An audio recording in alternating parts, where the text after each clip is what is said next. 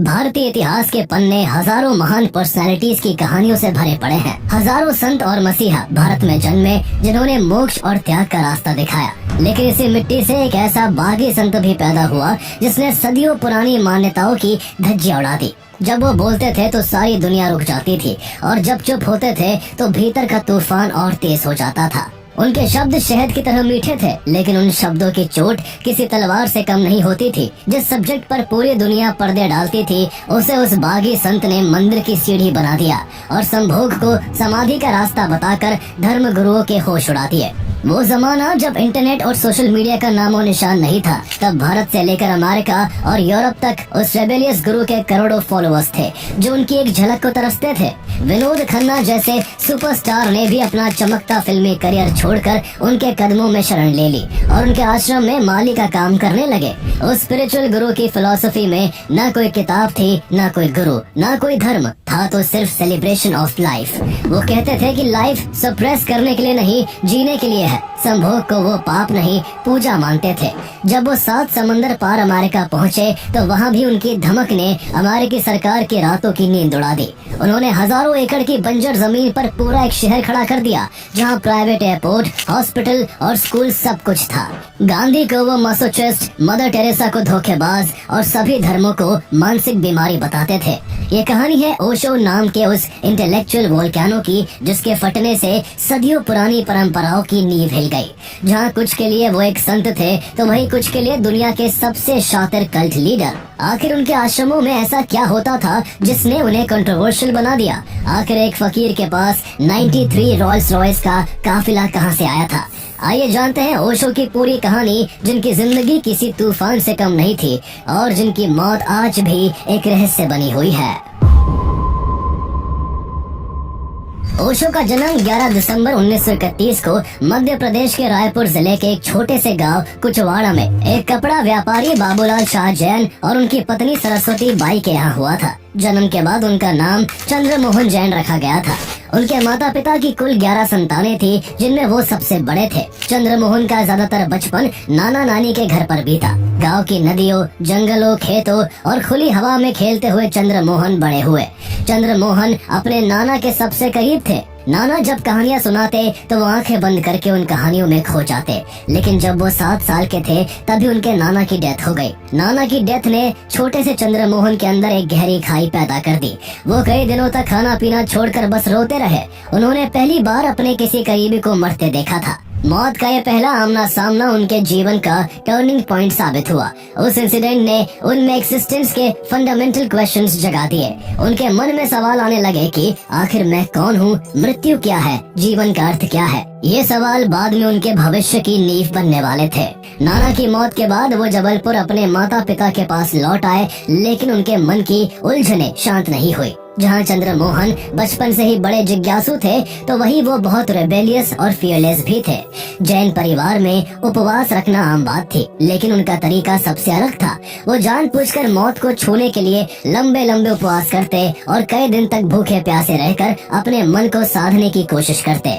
जबलपुर की गर्मियों में जब नर्मदा नदी में बाढ़ आती और खतरनाक भंवर बनते तो सभी बच्चे डरकर दूर रहते, लेकिन चंद्रमोहन जिंदगी से खेलते और जान को जोखिम में डालकर उन भंवरों में कूद पड़ते। कई बार लोग उन्हें मरा समझकर किनारे लाते, मगर कुछ देर बाद वो फिर होश में आने का नाटक करते और हंसने लगते। वो कहते, मैं मौत को इतना करीब से देखना चाहता हूँ कि उसका डर ही खत्म हो जाए। स्कूल के दिनों में भी उनका यही नेचर रहा।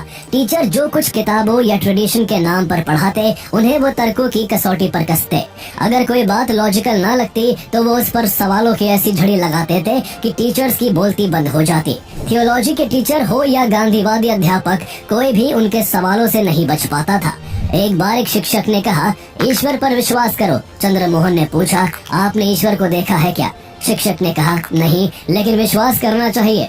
चंद्रमोहन ने तपाक से जवाब दिया, तो फिर मैं झूठ क्यों मानूं? उनकी ऐसी बेबाकी से टीचर्स तंग आ जाते थे और यही वजह थी कि उन्हें कई स्कूलों से निकाला गया। लेकिन उन्होंने कभी अपनी क्यूरियोसिटी को दबाने की कोशिश नहीं की। पढ़ाई में वो हमेशा ब्रिलियंट रहे, लेकिन अपने सवालों की वजह से वो टीचर्स की आंखों में खटकते रहे। जब वो 1951 में जबलपुर के हितकारिणी कॉलेज से फिलोसफी में बीए कर रहे थे, तब किसी विषय को लेकर उनकी और प्रोफेसर की ठन गई। वो लेक्चर के दौरान उनसे इतने ज्यादा सवाल पूछते थे कि प्रोफेसर जवाब देते देते तंग आ जाते थे और टाइम पर कोर्स कंप्लीट नहीं हो पाता था। एक दिन गुस्से में आकर प्रोफेसर ने प्रिंसिपल को अल्टीमेटम दे दिया कि इस कॉलेज में या तो वो रहेंगे या चंद्रमोहन। प्रिंसिपल ने चंद्रमोहन को बुलाया और उनसे कहा कि मैं जानता हूँ कि तुम्हारी कोई गलती नहीं है, लेकिन हम तुम्हारी वजह से अपने प्रोफेसर को नहीं जाने दे सकते।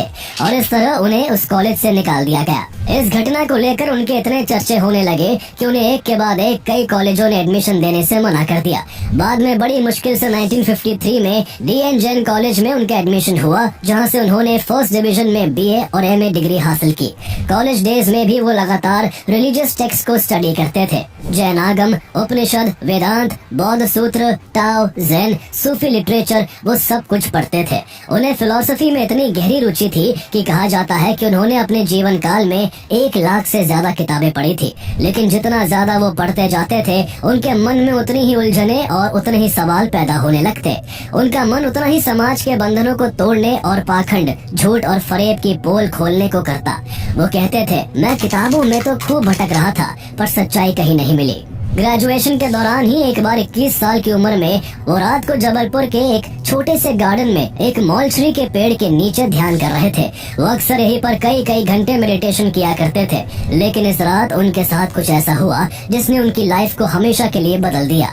उस रात उनकी चेतना पूरी तरह टूटकर फिर से जुड़ी और सारी खोज खत्म हो गई। उनके पास न कोई सवाल बचा और न उन्हें किसी जवाब की जरूरत रही। उन्होंने इसे अपनी एनलाइटनमेंट की रात कहा। उनके अंदर एक नई पर्सनालिटी ने जन्म ले लिया था, जो न किसी रिलीजन में बंधा था और न किसी ट्रेडिशन में जकड़ा हुआ था। चंद्रमोहन जैन MA कंप्लीट करने के बाद प्रोफेसर बन गए। उन्होंने कई साल रायपुर की संस्कृत यूनिवर्सिटी और फिर जबलपुर यूनिवर्सिटी में पढ़ाया। वो फिलोसफी के प्रोफेसर थे और उनको उस जमाने का एक तेज तर्रार टीचर माना जाता था। स्टूडेंट्स उन्हें बहुत पसंद करते थे क्योंकि वो कभी किताबों से रटे हुए लेक्चर्स नहीं देते थे, बल्कि वो हर बात को पूरी तरह न्यू पर्सपेक्टिव से समझाते थे। इसी दौरान उन्होंने एक स्पिरिचुअल गुरु के रूप में पूरे भारत का दौरा करना शुरू किया और वो चंद्रमोहन जैन से आचार्य रजनीश कहे जाने लगे। उन्होंने राजनीति, धर्म, भगवान, जन्म, मृत्यु, बचपन, वर्तमान, भविष्य, शरीर, मन, आत्मा और संभोग समेत सभी जरूरी मुद्दों पर खुलकर प्रवचन देना शुरू कर दिया। उनका बोलने का तरीका इतना तीखा और लॉजिकल था कि उनके प्रवचन सुनने के लिए हजारों लोग आते और सुनने वाले एकटक उन्हें बस सुनते ही जाते। वो हर मुद्दे पर एक ऐसा पहलू सामने रखते कि लंबे समय से चली आ रही धार्मिक मान्यताओं और कर्म कांडों की पोल खुल जाती, जिन्हें लोग बिना सोचे समझे सदियों से मानते आ रहे थे। वो साफ कहते थे, मैं किसी को रिलीजन नहीं सिखाना चाहता, मैं तो लोगों को रिलीजन से फ्री करना चाहता हूँ। क्योंकि कोई भी मजहब हो, उसने इंसान को जागरूक बनाने के बजाय उसे बांटने का काम किया है। ओशो खुलकर कहते थे कि धर्म और राजनीति अलग अलग नहीं है, बल्कि एक ही सिक्के के 2 पहलू है, जिनका एकमात्र मकसद लोगों पर कंट्रोल करना है। वो खुलकर सोशलिज्म को क्रिटिसाइज करते, गांधी को इंडियाज बिगेस्ट हिपोक्रेट कहते और सभी धर्मों को अफीम की गोली बताते। कई जगह तो उनके लेक्चर के बाद दंगे जैसे हालात तक बन जाते थे, पर वो कभी नहीं रुके। वो कहते थे, लाइफ को पूरी तरह से जियो, उसे दबाओ मत, क्योंकि सप्रेस इंसान ही दुनिया में सबसे ज्यादा डेंजरस होता है। इसी कड़ी में उन्होंने संभोग को लेकर ऐसे विचार सामने रखे जिन्होंने उस समय के समाज में एक तरह से आग लगा दी। पहली बार किसी भारतीय गुरु ने खुलकर बिना किसी संकोच के कामुकता को स्पिरिचुअल एनर्जी की नींव बताया। उन्होंने कहा कि संभोग की कामना को दबा कर रखने से इंसान बीमार होता है। संभोग को समझो, जानो, उसे खुले दिल से महसूस करो, क्योंकि संभोग को अस्वीकार करने वाले लोग कभी समाधि को नहीं पा सकते। संभोग को ट्रांसफॉर्म करो, वो सुपर कॉन्शियसनेस में बदल जाता है। ये बातें उस दौर के भारत में बॉम्ब की तरह गिरी। हर कोई जानना चाहता था कि एक तरफ रिलीजियस गुरुज जहां कामुकता को नर्क का दरवाजा बताते हैं, वही ये कौन है जो खुलकर इसका आनंद लेने की बात कर रहा है। उनका ये प्रवचन बाद में संभोग से समाधि की ओर नाम से बुक के रूप में पब्लिश हुआ, जो आज भी लोगों के बीच उतना ही पॉपुलर, रेलेवेंट और कंट्रोवर्शियल है। ऐसी बातों की वजह से उन्हें संभोग गुरु कहा जाने लगा। कुछ ऑर्गेनाइजेशंस ने इसे धर्म पर हमला बताते हुए उनके खिलाफ एफआईआर तक रजिस्टर कराई, लेकिन ओशो नहीं रुके। इसी बीच उन्होंने सैकड़ों मेडिटेशन कैंप्स ऑर्गेनाइज किए। लोग उनके पास आते और उनकी प्रेजेंस में उन्हें बिना कुछ किए ही मेडिटेशन की डीप स्टेजेस फील होने लगती। 1960s के एंड तक आते आते उनके पास एक बहुत डेडिकेटेड डिसाइपल ग्रुप तैयार हो गया। इस दौरान लक्ष्मी नाम की एक फॉलोअर उनकी पर्सनल सेक्रेटरी बनी, जो मुंबई में उनके सारे प्रोग्राम्स ऑर्गेनाइज करती थी। ओशो ने लक्ष्मी को माँ योग लक्ष्मी नाम दिया था। सिर्फ वही नहीं, ओशो अपनी हर फीमेल फॉलोअर को माँ और हर पुरुष फॉलोअर को स्वामी कहकर पुकारते थे। लेकिन पूरे देश और दुनिया में खलबली तब मच गई जब उन्होंने खुद को भगवान घोषित कर दिया। उन्होंने डिक्लेयर किया कि अब वो आचार्य रजनीश नहीं बल्कि भगवान श्री रजनीश कहलाएंगे। 1970s आते आते उनका करिश्मा फिल्मी दुनिया तक पहुंच चुका था और उनके प्रवचनों में अब बॉलीवुड के चमकते सितारे भी शामिल होने लगे थे। इनमें सबसे बड़ा और चर्चित नाम विनोद खन्ना का था। 1975 में जब विनोद खन्ना रजनीश से मिले, उस वक्त वो सबसे बड़े सुपरस्टार्स की लिस्ट में शुमार थे और लोग उनकी तुलना अमिताभ बच्चन से करते थे। लेकिन कामयाबी के शिखर पर होने के बावजूद विनोद खन्ना अंदर ही अंदर खालीपन महसूस करते थे। लेकिन ओशो के एक प्रवचन ने उन्हें पूरी तरह बदल दिया और उन्होंने अपना चमकता फिल्मी करियर छोड़कर ओशो की शरण ले ली। ओशो ने उनका नया नाम स्वामी विनोद भारती रखा, जो ओशो के सबसे करीबी शिष्यों में से एक बने। सिर्फ फिल्मी सितारे ही नहीं, बड़े बड़े इंडस्ट्रियलिस्ट, बिजनेसमैन और यहाँ तक कि पॉलिटिशियंस उनके शिष्य बन गए थे। ओशो बहुत ही कम समय में इतने फेमस हो गए कि उनके विचार भारत की सीमाओं को लांघकर विदेशों में भी गूंजने लगे। लंदन, न्यूयॉर्क, एम्स्टर्डम और सिडनी जैसी जगहों से लोग उन्हें सुनने आने लगे। लोगों को पहली बार कोई गुरु मिला था जो कहता था सब कुछ एक्सेप्ट करो, सब कुछ जियो और फिर उससे ऊपर उठ जाओ। उनके यहाँ आने वाले हर सन्यासी को नया नाम दिया जाता। उन्हें रेड ऑरेंज कलर के लंबे कपड़े पहनाए जाते और गले में 108 मनकों की माला डाली जाती, जिसमें ओशो की तस्वीर लटकी रहती थी। साल 1974 में ओशो और उनके फॉलोअर्स मुंबई से पुणे शिफ्ट हो गए। वहाँ के कोरेगांव पार्क के 6 एकड़ के प्लॉट पर उन्होंने श्री रजनीश आश्रम बनवाया, जहाँ पर उनके एक्सपेरिमेंट्स और ज्यादा फास्ट हो गए। यहाँ ओशो अलग अलग मेडिटेशन अपने फॉलोअर्स को करवाते। ग्रुप में लोग इकट्ठा होकर एक दूसरे पर चीखते, मारते, गाली देते, रोते, नंगे होते, प्यार करते, संभोग करते और इन सब का उद्देश्य सिर्फ एक होता कि कैसे भी मन के भीतर सालों से दबे हुए इमोशंस को पूरी तरह खाली कर दिया जाए। जो भी अंदर है उसे खोलकर बाहर रख दिया जाए। कुल मिलाकर यहाँ वो सब कुछ अलाउड था जो बाहर कोई सोच भी नहीं सकता था। कई लोग कैंप के दौरान पूरी तरह ब्रेक डाउन हो जाते थे और कुछ को स्ट्रेचर पर ले जाना पड़ता था, लेकिन ठीक अगले दिन वो चमकते चेहरे के साथ कहते थे, मैं पहली बार अलाइव फील कर रहा हूँ। इस तरह ओशो का ये आश्रम जल्द ही वर्ल्ड का सबसे वाइब्रेंट, कलरफुल और नोटोरियस स्पिरिचुअल सेंटर बन गया था। आश्रम में एंट्री करते ही लगता था कि यहाँ कोई रूल नहीं है। आश्रम की वॉल्स पर लिखा था, leave your shoes and your mind outside. यहाँ सुबह डायनामिक मेडिटेशन में लोग पागलों की तरह कूदते भागते, शाम को बुद्धा हॉल में ओशो के प्रवचनों में मंत्र मुग्ध होकर बैठते और रात में डिस्को में डांस करते। यहाँ ना कोई बेल बजती थी, ना कोई प्रेयर मैंडेटरी थी, सिर्फ मेडिटेशन और सेलिब्रेशन ही यहाँ का नियम था। आश्रम में इंडियन सन्यासियों से ज्यादा अब वेस्टर्न सन्यासी रहने लगे थे।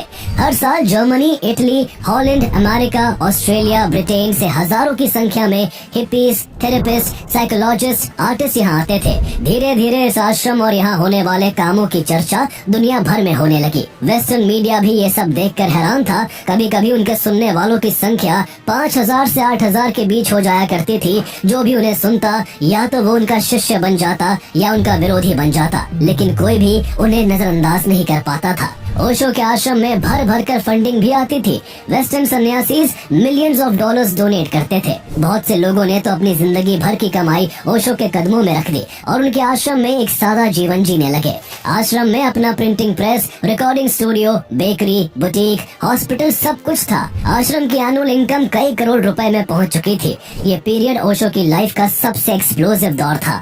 उन्होंने हजारों विषयों पर प्रवचन दिए जो बाद में किताब की शक्ल में भी सामने आए। उनकी फेमस किताबों में मैं मृत्यु सिखाता हूँ, मैं कहता आँखन देखी, कृष्ण मेरी दृष्टि में, टाओ का मार्ग, ध्यान, प्रथम और अंतिम मुक्ति और गीता दर्शन शामिल है, जो देखते ही देखते यूथ के बीच रेवोल्यूशनरी टेक्स्ट बन गए। वो Jesus, Buddha, Laozi, Heraclitus, Kabir, Mahavir, Krishna, Socrates सब पर खुलकर अपने विचार रखते थे। ऑर्गेनाइज रिलीजन्स पर वो जमकर अटैक करते थे। वो कहते थे क्रिश्चियनिटी ह्यूमैनिटी का सबसे बड़ा अपराध है, हिंदुइज्म सड़ी हुई लाश है, मॉस्क्स, टेम्पल्स, चर्चेस सब बूचड़ खाने हैं। उनके वर्ड्स इतने शार्प होते थे कि कई बार हॉल में साइलेंस छा जाता और फिर अगले ही पल तालियों की गड़गड़ाहट सुनाई देती।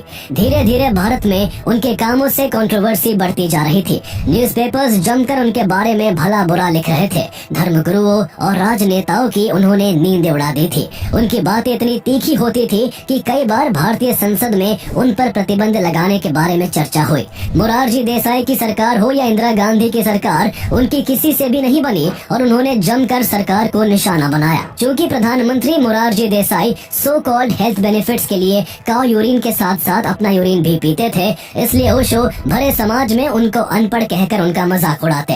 ऐसे में मोरारजी देसाई ने भी उनको नुकसान पहुंचाने में कोई कसर नहीं छोड़ी। ओशो के आश्रम पर इनकम टैक्स रेट्स मारे गए और फॉरेन एक्सचेंज वायलेशन के केसेस फाइल किए गए। इसके साथ ही गवर्नमेंट ने आश्रम को क्लोज करने की धमकी भी दी।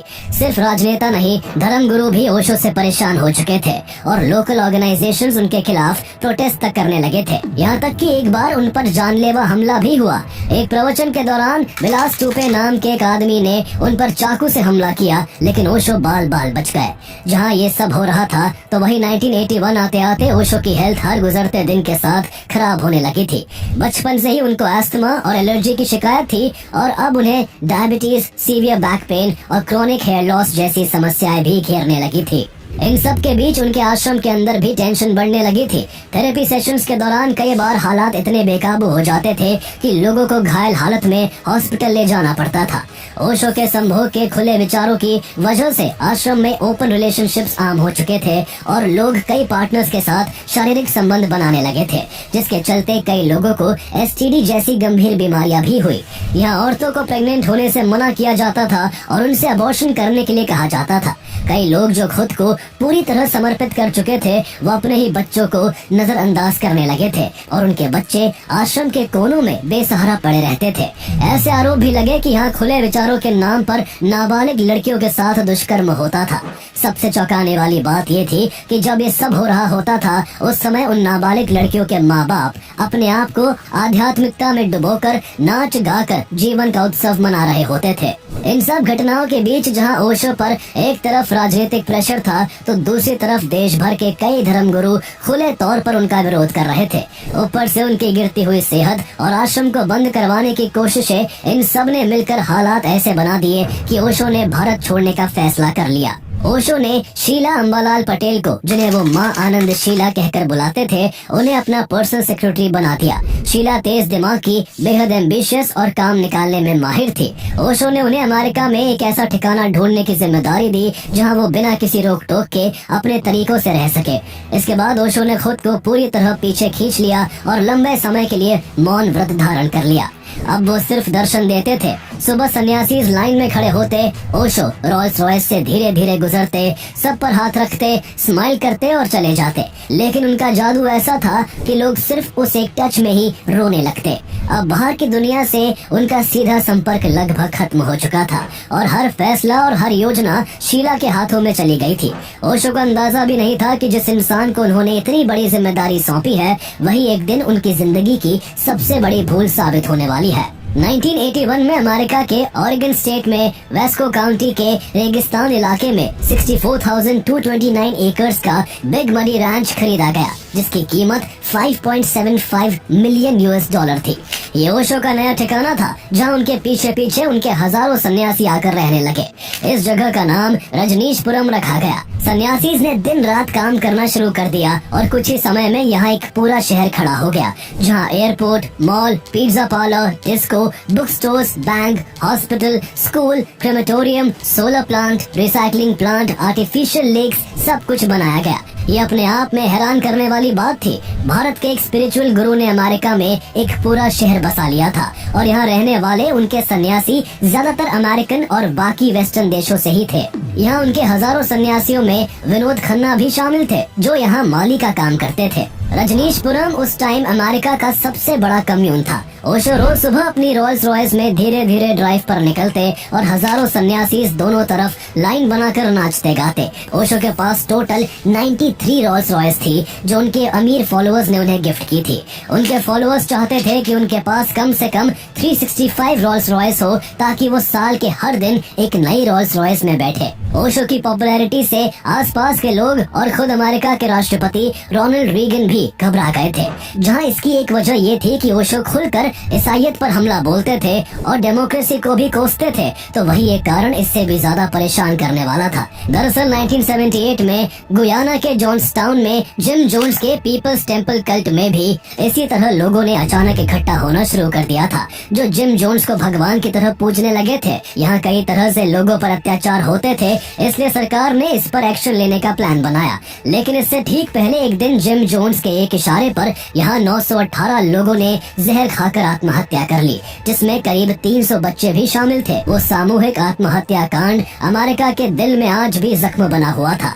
अमेरिकी सरकार को डर सता रहा था कि कहीं रजनीशपुरम भी दूसरा जोन्सटाउन ना बन जाए, इसलिए वो शुरू से ही ओशो को देश से निकालना चाहते थे। लेकिन ओशो के सन्यासियों ने कानून की पेचीदगियों का ऐसा इस्तेमाल किया कि रजनीशपुरम एक तरह से अभेद्य किला बन गया। लेकिन टकराव यही खत्म नहीं हुआ। साल 1984 में ओरेगन के वास्को काउंटी में काउंटी इलेक्शंस होने थे और यही से इस कहानी का सबसे डार्क चैप्टर शुरू हुआ। ओशो के मौन व्रत में होने की वजह से रजनीशपुरम का पूरा चार्ज मां आनंदशीला के हाथों में था और वो चाहती थी वो वास्को काउंटी का काउंटी इलेक्शन चुनाव जीत जाए, ताकि प्रशासन के सारे फैसले उनके हाथों में आ जाए। इसलिए शीला के कहने पर अमेरिका के अलग अलग शहरों से हजारों होमलेस लोगों को लाकर रजनीशपुरम में बसाया गया, ताकि उन्हें वोटर बनाकर इलेक्शन जीता जा सके। कुछ ही हफ्तों में रजनीशपुरम में 3000 से ज्यादा नए वोटर्स तैयार हो गए, लेकिन लोकल लोगों ने इसे अपने खिलाफ साजिश मानकर कोर्ट का दरवाजा खटखटाया। बढ़ते विरोध और कानूनी पेंच देखकर शीला पीछे हट गई और उन बेघरों को वापस सड़कों पर छोड़ दिया। यही फेलियर शीला के अंदर गुस्से में बदल गया और वो अब उसका बदला लेना चाहती थी। 1984 के चुनाव के दौरान डैलस शहर के कई रेस्टोरेंट्स के सैलेड बार्स में गुपचुप तरीके से शीला और उनके इनर ग्रुप ने सैल्मोनेला बैक्टीरिया मिला दिया, ताकि लोग बीमार होकर वोट ना दे सके। इससे 750 से ज्यादा लोग बीमार पड़ गए। ये अमेरिका का पहला कंफर्म्ड बायो टेरर अटैक था। लेकिन साजिशें यही नहीं रुकी। उन्होंने स्थानीय अधिकारियों और अमेरिकी अटॉर्नी को जहर देकर मारने की कोशिशें भी की। इस तरह ओशो के सपनों की वो जगह जो कभी ध्यान और शांति का केंद्र मानी जाती थी, अब अंतर्राष्ट्रीय साजिशों और अपराध का सबसे बड़ा अड्डा बन चुकी थी। इतना सब हो रहा था, लेकिन ओशो को इस बारे में कुछ भी पता नहीं था। वो पिछले 3-4 साल से मौन में थे और सारा एडमिनिस्ट्रेशन शीला के हाथ में था।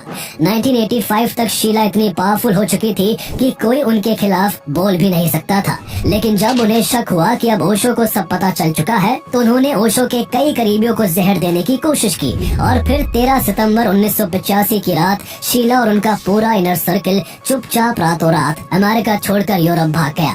अगली सुबह 14 सितंबर 1985 को रजनीशपुरम में एक अजीब सन्नाटा था। 3 साल के मौन के बाद ओशो पहली बार बोले। बुद्ध हॉल में हजारों सन्यासी बैठे थे, सबकी आंखों में आंसू और दिल में डर था। इसके बाद ओशो ने प्रेस कॉन्फ्रेंस बुलाई और कहा कि मैंने शीला पर अंधा विश्वास किया था, लेकिन उसने मेरे नाम का दुरुपयोग किया। इसके अलावा उन्होंने शीला पर bioterrorism, assassination attempts, illegal wiretapping, immigration fraud जैसे कई इल्जाम लगाए। ओशो इन सबसे दुखी थे और ऐसे में उन्होंने अमेरिका छोड़ने का फैसला कर लिया। 28 अक्टूबर 1985 की रात ओशो और उनके कुछ करीबी अपने प्राइवेट जेट में सवार होते हैं, लेकिन जैसे ही जेट ने उड़ान भरी, अमेरिकी फाइटर जेट्स ने उसे चारों तरफ से घेर लिया। ओशो को अरेस्ट करके 12 दिन तक जेल में रखा गया। वो व्यक्ति जिसके सामने कभी हजारों लोग नाचते थे, आज हथकड़ी में कैदी की तरह बेबस था। इसके बाद अमेरिकन अथॉरिटीज उन्हें इस शर्त पर छोड़ती है कि उन्हें $4 लाख का जुर्माना देना होगा और वो अगले 10 साल तक अमेरिका में कदम नहीं रखेंगे। रजनीशपुरम खत्म हो चुका था। वो जगह जहां एयरपोर्ट, मॉल, डिस्को, झीलें, सोलर प्लांट सब कुछ था, वो नीलाम हो गया। यहाँ तक कि उनकी 93 रोल्स रॉयस भी बिक गई और 7000 सन्यासी रातों रात बेघर हो गए। अमेरिका ने उन्हें अनवांटेड फॉरेनर घोषित कर दिया था और दुनिया के ज्यादातर देशों को चेतावनी भेजी थी कि इस व्यक्ति को शरण मत दो। इसका नतीजा ये हुआ कि ओशो को 21 देशों ने अपने देश आने से रोक दिया। 1986 में ओशो ने ग्रीस के क्रीट आइलैंड पर एक छोटा सा विला लिया, जहाँ पर कुछ प्रवचन भी दिए, लेकिन 3 हफ्ते भी नहीं बीते थे कि ग्रीक ऑर्थोडॉक्स चर्च ने हंगामा खड़ा कर दिया। सरकार ने उनके ग्रुप को 24 घंटे में देश छोड़ने का हुक्म दे दिया। इसके बाद उन्होंने यूरोप के कई देशों में शरण लेने की कोशिश की, लेकिन हर जगह एक ही कहानी थी। कोई अमेरिका के डर से उन्हें इजाजत नहीं दे रहा था, तो कोई धर्म गुरुओं के दबाव में। एक देश से दूसरे देश की उड़ान भरते हुए ओशो ने एक बार कहा था, मुझे जीते जी सूली पर चढ़ाया जा रहा है। थक हार कर ओशो को वापस भारत का रुख करना पड़ा। 4 जनवरी 1987 की सुबह जब ओशो ने पुणे के अपने आश्रम में कदम रखा, तो उनके हजारों फॉलोअर्स की खुशी का ठिकाना नहीं रहा। 1987 से 1990 के बीच के साल उनके जीवन के सबसे शांत, गहरे और दर्दनाक साल थे। हर सुबह वो प्रवचन देते, लेकिन अब आवाज कमजोर हो चुकी थी, शरीर टूट चुका था और पहले जैसा जोश नहीं था। उनकी सेहत दिन ब दिन गिरती जा रही थी। वो बार बार अमेरिकी सरकार पर आरोप लगाते कि अमेरिकी जेल में उन्हें थैलियम जहर दिया गया, जिससे वो बहुत तेजी से बूढ़े हो रहे थे।